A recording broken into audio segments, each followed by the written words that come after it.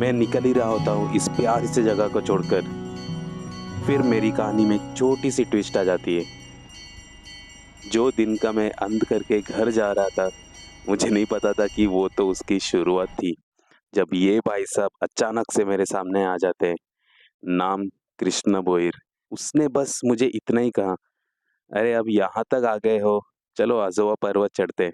और उसके अगले ही पल में अपना ट्रैक चालू हो जाता है।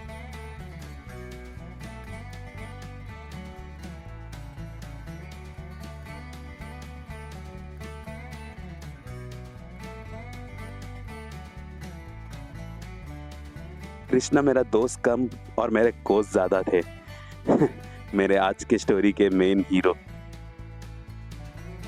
मुझे अपने आप पे बहुत गर्व हो रहा होता है कि मैं फटाफट ये पहाड़ चढ़ रहा होता हूँ और फिर ये होता है।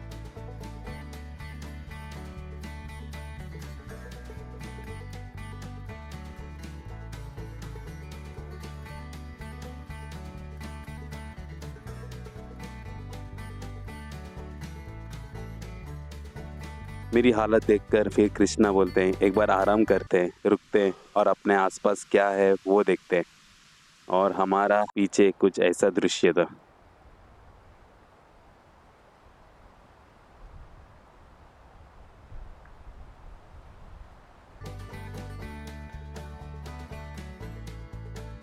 थोड़ी आराम के बाद और ट्रैक किया और हम पहुंच जाते हैं अज़ोवा पर्वत।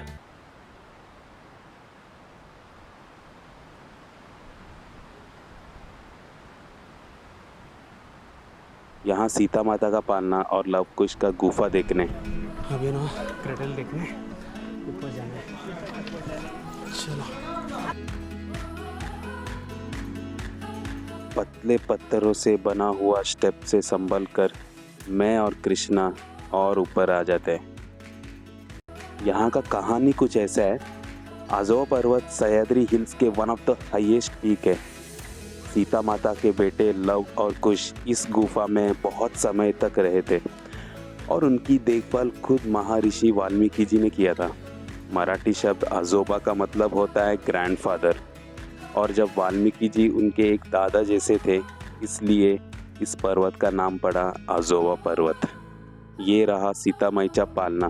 पालना मतलब क्रेडल होता है। सीता माता लव कुश के साथ यहाँ आए थे और इनके आशीर्वाद लेके पीछे कुंड पार करके मैंने जो व्यू देखा,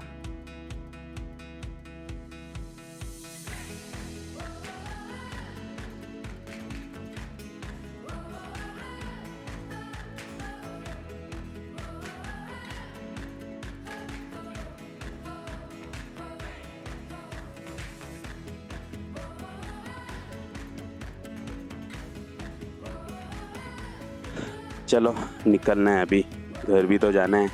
पर उसके पहले एक मोमेंट तो बनता है सिर्फ नेचर के साथ।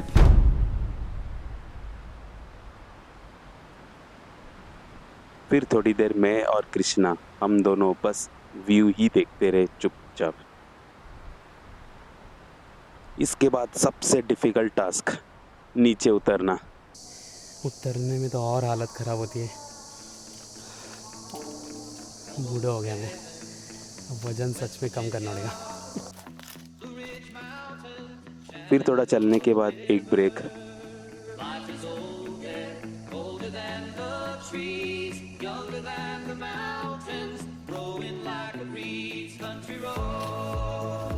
फिर और थोड़ा चलने के बाद और एक ब्रेक।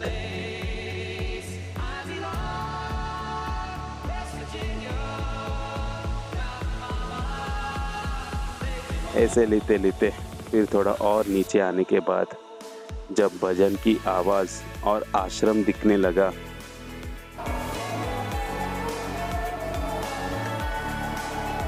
मेरी खुशी की कोई ठिकाना ही नहीं था।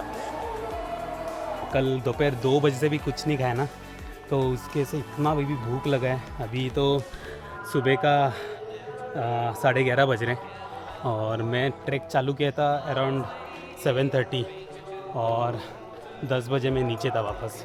तो अराउंड 2.5 आवर्स तो मिनिमम लगता ही है। मैंने एक्सपेक्ट नहीं किया था मैं ऐसा कुछ करूँगा आज, बट यहाँ पे मतलब लोग जा रहे थे ऊपर सुबह सुबह आजोबा ट्रैक करने के लिए। मैंने बोला कि मैं घर जा रहा हूँ, तो उन्होंने बोला अरे चलो अभी यहाँ तक आ गए तो वो भी देख लो। तो उन्होंने फोर्स किया और मुझे ज़बरदस्ती लेके गए। But there is not even a single regret, मतलब 1% रिग्रेट नहीं है मुझे। ऊपर जाके जो शांति, जो व्यू मिला मुझे, बस 2 दिन में 2 ट्रैक किया मतलब क्वाइट अनबिलीवेबल। मतलब मैं तो सच में थक गया था एक्चुअली कल, क्योंकि कल 12:30 बजे से लेके 2 बजे तक मुझे उठना पड़ा रात को, क्योंकि जब करना था मुझे, तो वो किया मैंने और फिर वापस सो गया और सुबह जल्दी आँख खुल गई। और अभी भी भजन कीर्तन सब चालू ही है, इनका रात से चालू था और अभी भी चालू है। मैं भी अभी लंच टाइम हो जाएगा और लंच के बाद ये बंद करेंगे। मैं 2 बार बोला कि अभी घर जाना है, अभी लेट हो जाएगा, मुझे बहुत ट्रैवल करना है। तो उन्होंने बोला नहीं, खा के ही जाना है, लंच करके ही जाना है। और ये लोग इतना इमोशनल करते थे कि प्रसाद है भगवान का, तो तो मेरे पास और कोई ऑप्शन नहीं है, मुझे रुकना पड़ा। अभी लंच बन रहा है, खाना बन रहा है, तो उसका ही वेट कर रहा हूँ। फिर वापस नीचे उतरना है, मतलब और 40 मिनट्स, क्योंकि मैं बहुत थक गया हूँ। तो नीचे उतरना इतना मुश्किल नहीं है, बट मुझे पता है मैं बहुत थक गया हूँ, मेरा लेग्स ट्रेम्बल हो रहे हैं। तो शायद 40-45 मिनट्स और लग सकते हैं धूप में वापस नीचे आने के लिए।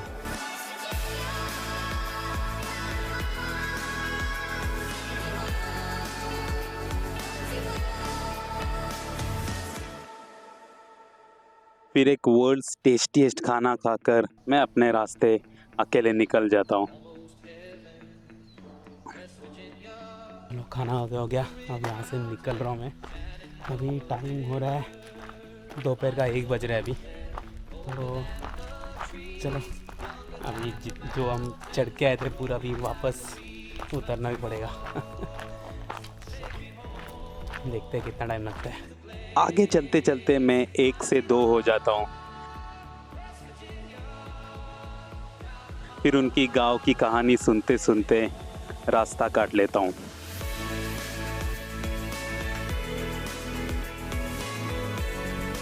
थोड़ा और आगे चलता हूँ और हम 2 से 3 हो जाते हैं फिर उनका रास्ता अलग हो जाता है और मैं अकेले हो जाता हूँ वापस से। तब अचानक मेरे सामने ये प्रकट हो जाता है, मुझे आसंगा स्टेशन तक लिफ्ट मिल जाता है। उस टाइम मैं सबसे लग्जरियस लाइफ जी रहा होता हूँ। मुझे पता नहीं मेरे ये सफ़र में जुड़े इतने सारे लोगों को मैं कभी मिल पाऊँगा या नहीं, लेकिन मेरे दिल के कोने में इनकी कहानी हमेशा रहेगा। एक बात यहाँ पे मैंने सीखा है, इनके पास शायद ज़्यादा पैसे ना हो, ज़्यादा खाने के लिए ना हो, लेकिन इस गांव में ह्यूमैनिटी की कोई कमी नहीं है। अगर ये वीडियो आपको पसंद आया तो मैं घर पहुंचने से पहले ज़रूर सब्सक्राइब कर देना या कमेंट सेक्शन में कुछ लिख देना। फिर मिलते हैं एक नए कहानी लेकर। Till then, good bye.